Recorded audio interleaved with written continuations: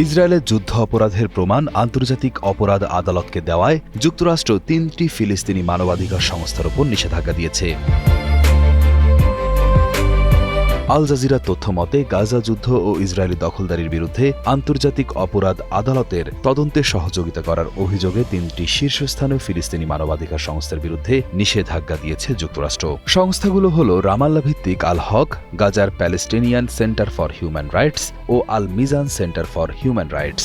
গত ৪ সেপ্টেম্বর বৃহস্পতিবার মার্কিন অর্থ মন্ত্রণালয়ের নিষেধাজ্ঞার তালিকায় সংস্থাগুলোর নাম যুক্ত করা হয়।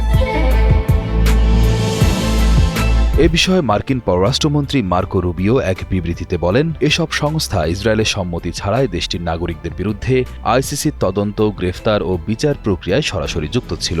এ কারণেই সংস্থাগুলোকে নিশানা করা হয়েছে।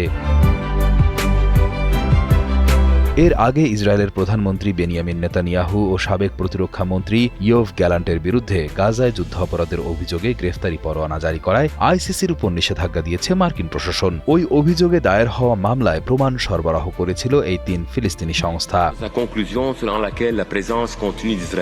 আল হক পশ্চিম তীর ও আন্তর্জাতিক অঙ্গনে দীর্ঘদিন ধরে ইসরায়েলের মানবাধিকার লঙ্ঘনের জবাবদিহি নিশ্চিত করার চেষ্টায় কাজ করছে। অন্যদিকে গাজা ভিত্তিক পিসিএইচআর ও আল মিজান চলমান যুদ্ধের নথিপত্র তৈরি করছে।